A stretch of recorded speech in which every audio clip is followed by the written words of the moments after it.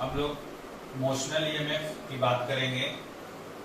Motional EMF से कितना question बन सकता है, क्वेश्चन बनने की प्रोबेबिलिटी क्या होगी। क्योंकि ऑलरेडी हम आप मान रहे हैं कि आपने मोशनल ईएमएफ पढ़ा है और मोशनल ईएमएफ का जो फॉर्मूला है वो BLV आपने पढ़ा है, इसको डेराइव भी किया है। हम लोग क्वेश्चन की प्रोबेबिलिटी पे डिस्कस करेंगे, क्या क्वेश्चन बन सकता है इससे। ठीक है, तो मोशनल ईएमएफ से सबसे पहले तो हम लोग देख लें कि इसको राइट साइड अगर मूव कराते हैं, या मैग्नेटिक फील्ड है that is inward on the board, ये बोर्ड पे इनवर्ड है, तो जब इसको राइट मूव कराएंगे तो the direction of the induced current will be in anti clockwise direction. ये आपको भी मालूम होगा, आपने अभी देखा है इसको। अब सवाल है कि जो क्वेश्चन पूछ सकता है वो पहला क्वेश्चन इससे अराइज होता है कि जैसे लेंजेस लॉ में हम लोग पढ़े कि लेंजेस लॉ में यह बात बताया गया है कि यह क्वेश्चन अराइज होता है कि is there a violation of energy conservation in Lenz's law और नॉट। तो लेंजेस लॉ भी एनर्जी कंजर्वेशन को बताता है कि उसमें भी एनर्जी कंजर्व होती है।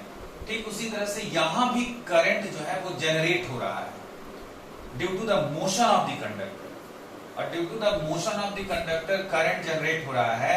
यहां भी क्वेश्चन की प्रोबेबिलिटी बन रही है ना, कि इज देयर, यानी कि यहां पर भी कंजर्वेशन ऑफ एनर्जी जो है वो ओबे हो रहा है या नहीं।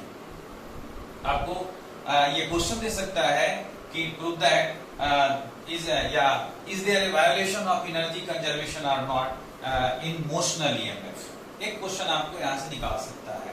ठीक है, तो इसमें आप क्या करेंगे कि इस केस में अगर वैसा क्वेश्चन पूछता है तो पावर डेलीवर्ड हम लोग निकालेंगे, power delivered is equal to power dissipation.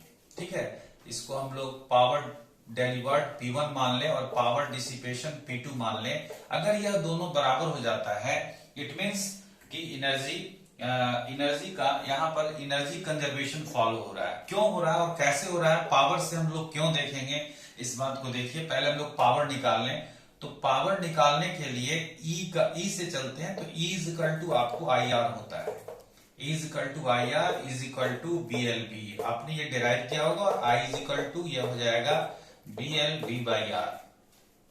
Therefore आप F का फॉर्मूला निकाल सकते हैं, तो F का फॉर्मूला हो जाएगा ILB, IL क्रॉस B होता है।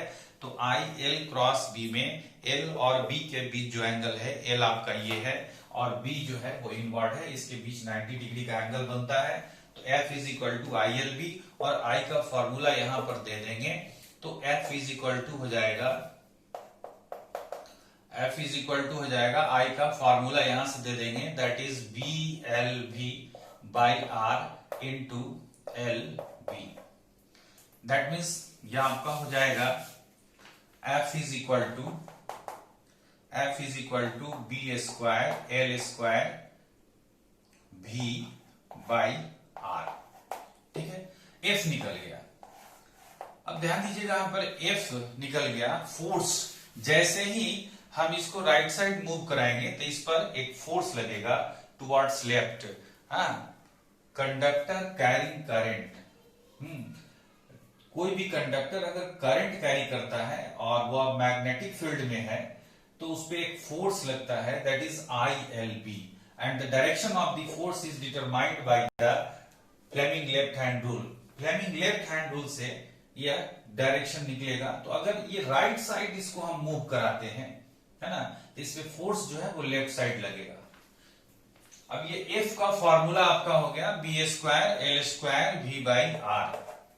अब हम लोग पावर डेलीवर्ड निकालेंगे, तो पावर डेलीवर्ड जो है यहाँ पे लिख भी देंगे, नहीं होगा तो पावर डेलीवर्ड, तो पावर डेलीवर्ड आपका FV होगा, पावर डेलीवर्ड FV होगा, और F का हम लोग फॉर्मूला डाल देंगे यहाँ पे B square L square V by R into V। That means यह हो जाएगा B square L square V square by R। यह हो गया पावर डेलीवर्ड। ठीक है, पावर डेलीवर्ड। और उसके बाद हम लोग पावर डिसिपेशन निकालेंगे। पावर डिसिपेशन यहां पे लिख देंगे, पावर डिसिपेशन। ठीक है, तो power dissipation I square R होगा, और आई स्क्वायर आर में आई का फॉर्मूला हम लोगों को पहले से मिला है, B L V by R, और द होल स्क्वायर हो जाएगा क्योंकि आई स्क्वायर आर है और इनटू आर। और जब इसको आप सॉल्व करेंगे तो you can write here power dissipation आपका हो जाएगा, power dissipation B square L square V square by R. इसका स्क्वायर इससे कैंसिल हो जाएगा। अब इसको अगर हम इक्वेशन फर्स्ट माने और इसको इक्वेशन अगर हम सेकेंड माने तो we have that power delivered is equal to power of power dissipation. इसका मतलब हुआ कि power delivered is equal to power dissipation का मतलब हुआ कि जो मैकेनिकल एनर्जी, मैकेनिकल वर्क है, इसको एक्सपेंड करने में जो मैकेनिकल वर्क होता है, that mechanical energy firstly converted into electrical energy and then finally converted into heat energy, because this formula I square R T से लिया गया है। तो यहां पर जो सबसे पहले जो मैकेनिकल एनर्जी है that will be converted into electrical energy and the electrical energy finally converted into the heat energy. That means energy यहां पर we can say that it's follow the conservation of energy. ये hidden question इसका है, यानी कि question क्या बन सकता है आपको बार बार उसी पे देखना है। ठीक है, अब हम लोग आगे बढ़ते हैं नेक्स्ट में कि और भी प्रोबेबिलिटी इस पे क्या हो सकती है क्वेश्चन बनने की। ठीक है, तो यहां पे यह जो आर्म, ये जो रेक्टेंगुलर आर्म है ना, इस पर रेक्टेंगुलर फ्रेम है, इस पे जो यह आर्म ए बी है दैट कैन बी स्लाइड। ठीक है, तो दैट कैन बी स्लाइड अगर इसको हम राइट साइड मूव कराएं या लेफ्ट साइड मूव कराएं। तो आप पढ़े हो कि अगर हम राइट साइड मूव कराएंगे the direction of the induced current in this case, in the particular case of motional EMF, that is determined by the Fleming right hand rule. यह जो है वो फ्लेमिंग राइट हैंड रूल से निकाला जाता है। तो जब राइट साइड मूव कराएंगे तो एंटी क्लॉकवाइज होगा, एंटी क्लॉकवाइज होगा, इट मींस यह जो आर्म है it acts as a cell, यह सेल की तरह ट्रीट करेगा। तो अब यहाँ पे फिगर हम लोग बना देंगे, जब भी प्रॉब्लम बनाने जाएंगे उसके पहले हमारा ये होगा कि यह सेल की तरह ट्रीट करेगा। यानी फर्स्ट पॉइंट आपका, this is important point two solve the problem. Important point में पहला हुआ कि द मूविंग आर्म, इफ है ना, the moving arm acts as a, the moving arm acts as a cell। ठीक है, तो यह बात तो हम समझ गए कि सेल की तरह ट्रीट करेगा, क्योंकि ईएमएफ इसमें इंड्यूस होगा। ठीक है, इसमें ईएमएफ इंड्यूस होगा। अब है कि उस ईएमएफ की प्रोबेबिलिटी क्या होगी। ठीक है ना, what will be the probability of that cell. ठीक है, इसमें जो सेल बनेगा उसकी प्रोबेबिलिटी क्या होगी, पोलैरिटी क्या होगी। ठीक है, तो करंट चूंकि इधर से आ रहा है, ऐसे जा रहा है ना, इसका मतलब है कि इधर निगेटिव टर्मिनल बनेगा और यह पॉजिटिव टर्मिनल बनेगा if the direction of the current in anti clockwise direction. ठीक है, अगर यह क्लॉकवाइज होता, अगर यह जो इंड्यूस्ड ईएमएफ है क्लॉकवाइज होगा, then the polarity will be reversed, इधर नेगेटिव हो जाएगा और इधर पॉजिटिव टर्मिनल बन जाएगा। अब इसमें है ना दूसरा क्वेश्चन ये है, ठीक है, कि पहले से, अब इसको हम लोग हटाते हैं और इसमें है कि पहले से इसमें अगर एक रेसिस्टेंस लगा हो, पहले से एक रेसिस्टेंस लगा हो, इस आर्म्स में पहले से एक रेसिस्टेंस लगा हो, ठीक है, अब तब हमारे सामने कोई प्रॉब्लम आता है, then how can we solve it, हम इसको कैसे सॉल्व करेंगे, ठीक है।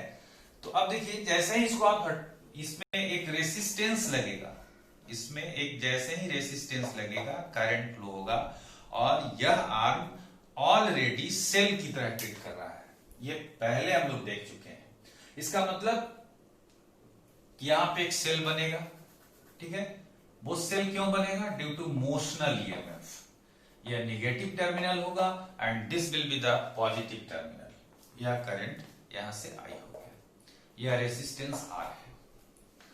तो अगर if the resistance exist between A and B, यानी अगर आर्म्स ए बी का रेसिस्टेंस है, then this resistance acts as the internal resistance of the cell, और यह सेल भी हम नहीं लगा रहे हैं, यह ईएमएफ जो प्रोड्यूस हो रहा है उसका सेल है, उसकी पॉलरिटी है। तो इसका अगर मान लिया कि यहां पे ईएमएफ ई प्रोड्यूस हो रहा है, करंट आई प्रोड्यूस हो रहा है, रेसिस्टेंस आर है ना, और आपको कहता है, तो सबसे पहले हम लोग दूसरा पॉइंट देख लें, क्या है, if A resistance is connected in the moving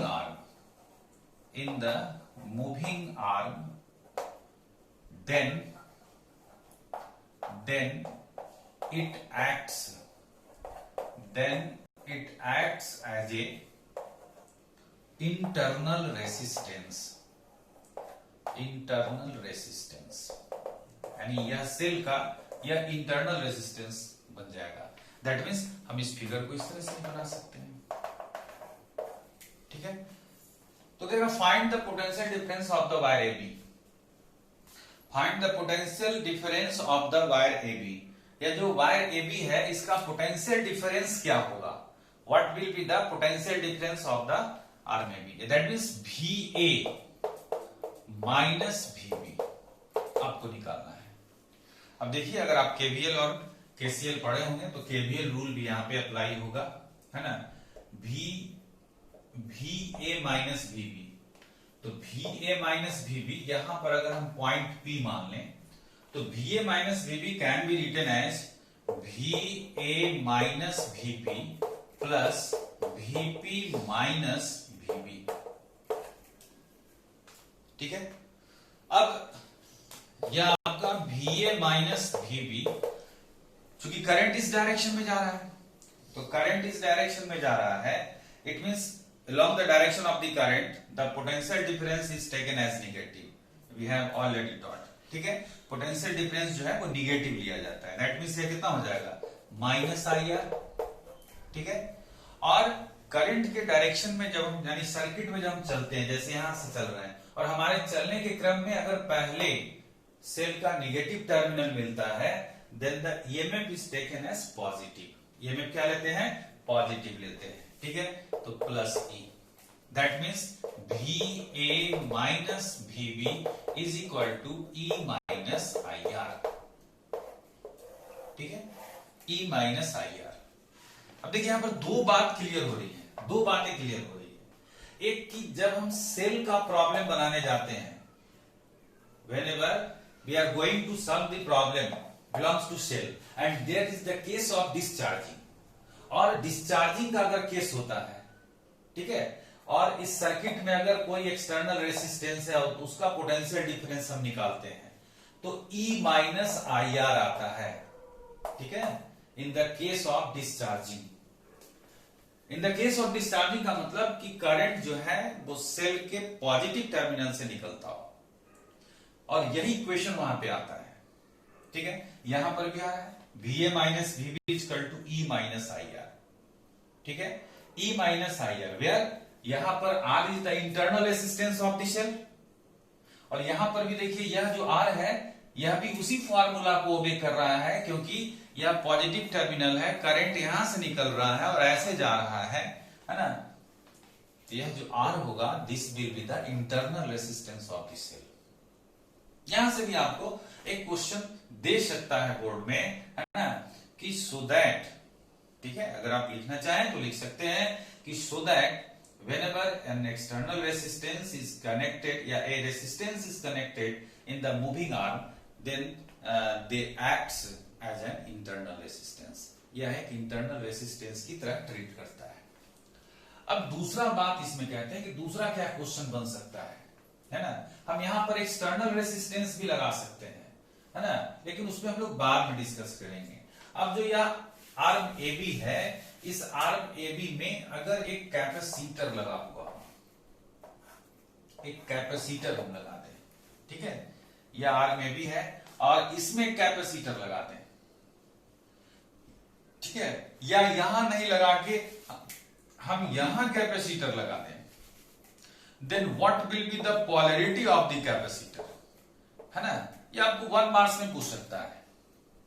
What will be the polarity of the capacitor if the arms is moving towards right? Arms जो है वो towards right move कर रहा हो, ठीक है, तो right move करेगा तो एंटी क्लॉकवाइज होगा, एंटी क्लॉकवाइज होगा तो करंट आएगा, करंट इंटर करेगा, दैट मींस यह इसका यह प्लेट जो है वो पॉजिटिव टर्मिनल की तरह ट्रीट करेगा और यह क्या करेगा, निगेटिव टर्मिनल की तरह ट्रीट करेगा, यानी रिवर्स ऑफ सेल, सेल के उल्टा काम करेगा ये, ठीक है, यह पॉजिटिव और यह निगेटिव टर्मिनल की तरह काम करेगा। नाउ द नेक्स्ट क्वेश्चन इसमें आपको दे सकता है, यानी हम लोग कैपेसिटर लगा के भी देख लिए, रेसिस्टर लगा करके भी देख लिए कि रेसिस्टर लगाने पे प्रॉब्लम क्या बन सकता है, ठीक है, व्हाट विल बी, है ना। अब इसी में है कि, है ना, इसी में क्वेश्चन हम लोग लिखते हैं पहले, ठीक है, ओके। क्वेश्चन इसमें यह कह रहा है कि यह आर्म है, मूवेबल आर्म है और इस मूवेबल आर्म पर कांस्टेंट फोर्स F लग रहा है और यहां पर एक कैपेसिटर कनेक्टेड है, ठीक है। क्वेश्चन लंबा है इसलिए आप इसको समझ लें कि यह रेक्टेंगुलर आर्म है, ठीक है, और यह मूवेबल है, इसमें एक कैपेसिटर लगा हुआ है और इस पे कांस्टेंट फोर्स F लगाया जा रहा है, while the capacity of the capacitor is C, है ना, कैपेसिटर की कैपेसिटी जो है वो C है। Then what will be the acceleration of the arm AB, arm AB का एक्सेलरेशन क्या होगा, ठीक है। तो सबसे पहले हम लोग यह बात देखेंगे कि जैसे ही इस आर्म्स को टुवर्ड्स राइट मूव कराएंगे तो करंट कैरिंग कंडक्टर अगर किसी भी मैग्नेटिक फील्ड में होता है तो उसमें उस पर एक फोर्स लगता है और जस्ट आपको हम बताए हैं कि यह फोर्स लेफ्ट साइड लगेगा, ठीक है, यह इस पर मैग्नेटिक फोर्स लगा, ठीक है, और इस पर हम एक्सटर्नल फोर्स लगा रहे हैं, यह F एक्सटर्नल लगा रहे हैं, तो ये तो कांस्टेंट है हमारा और हमको ये निकालना होगा कि मैग्नेटिक फोर्स कितना है। If both of them are equal, अगर दोनों इक्वल है तो कोई एक्सेलरेशन नहीं होगा, है ना। अगर कह रहा है क्वेश्चन में कि एक्सेलरेशन निकालिए, इट मींस यह फोर्स जो है इससे बड़ा होगा, तो यानी हम लोगों को Fm निकालना होगा यहाँ पे, ठीक है। अब पहले से हम समझ रहे हैं कि इस पर राइट साइड एक्सटर्नल फोर्स लग रहा है ना, अप्लाई किया जा रहा है और जैसे ही यह राइट साइड जाएगा इस पर लेफ्ट साइड एक मैग्नेटिक फोर्स लगेगा और वही मैग्नेटिक फोर्स हम लोग को निकालना होगा and that magnetic force is equal to ILB, क्योंकि L और B के बीच जो एंगल है वो 90 डिग्री है। इसको इक्वेशन हम लोग फर्स्ट मान लें, ठीक है, और सबसे पहला काम है इसमें L हमको मालूम है और B दिया रहेगा, क्वेश्चन में L दिया रहेगा और B दिया रहेगा, इट मींस I निकालना है, ठीक है। तो हम लोग मान लेते हैं कि let the velocity of arm AB is V at time t time पे इसकी वेलोसिटी जो है वो V है, ठीक है, तो वेलोसिटी इसकी V है, तो that means E is equal to C is equal to आपने पढ़ा है Q by V, that is Q by V. Now it can be written as Q is equal to CE. यहां पर V नहीं लिख करके हम लोग E लिखेंगे क्योंकि EMF इंड्यूस हो रहा है, ठीक है. और Q is equal to C और E की जगह पर क्या होगा BLV, क्योंकि यह जो E है वह इंड्यूस्ड EMF है. तो इंड्यूस्ड EMF मोशनल EMF के केस में है, इसलिए यह BLV होगा, ठीक है. E का वैल्यू हमने डाल दिया कहां से, मोशनल EMF से. This will B BLV. हाँ, और हमको निकालना क्या है, करंट निकालना है. Q का वैल्यू निकल गया, T टाइम पे हमने वेलोसिटी V माना है. तो हम अगर यहां पे dq बाई dt कर दें,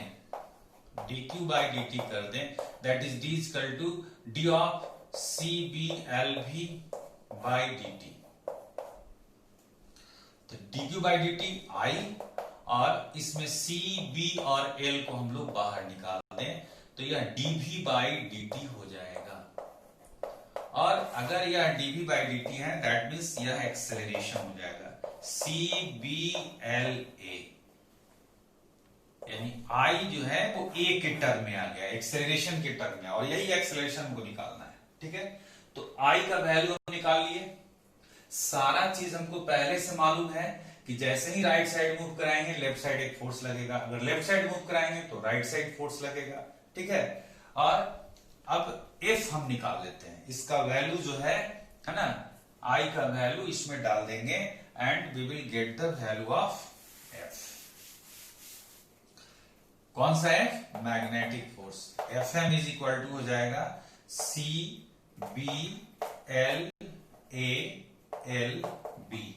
ठीक है. That means Fm is equal to हो जाएगा, है ना, CB स्क्वायर L स्क्वायर. अब तो निकल गया, क्योंकि अगर इसका हम एफबीडी देखते हैं तो इस पर एक्सटर्नल फोर्स इधर लग रहा है, मैग्नेटिक फोर्स इधर लग रहा है, एक्सेलरेशन निकालना है. तो एक्सेलरेशन निकालने के लिए हम लोग क्या करेंगे, F external minus Fm magnetic force is equal to Ma, where M is the mass of this movable arm. तो F एक्सटर्नल माइनस Fm, ठीक है. तो दैट मीन्स Fm का वैल्यू हम लोग डालते हैं, ठीक है. तो Fm का वैल्यू क्या हो जाएगा, F external is equal to Ma, और इस साइड लेते आएंगे तो plus CB square L square A, ठीक है. अब यहां पे क्या करेंगे, F external is equal to, है ना, इसमें से A कॉमन ले लेंगे तो हो जाएगा M plus CB square L square, ठीक. That means A is equal to हो जाएगा F एक्सटर्नल बाई, ठीक है, M plus CB square L square. This will be the acceleration of the movable arm. तो अगर पहले से प्रॉब्लम बनाने से पहले अगर सारे प्रोबेबिलिटी पे हम लोग डिस्कस कर लेते हैं तो बड़ा प्रॉब्लम भी छोटा लगता है, और अगर प्रोबेबिलिटी पे डिस्कस नहीं करते हैं तो छोटा प्रॉब्लम भी बड़ा लगता है, ठीक है. तो हम लोग और भी प्रॉब्लम पे डिस्कस करेंगे in the next video. Okay.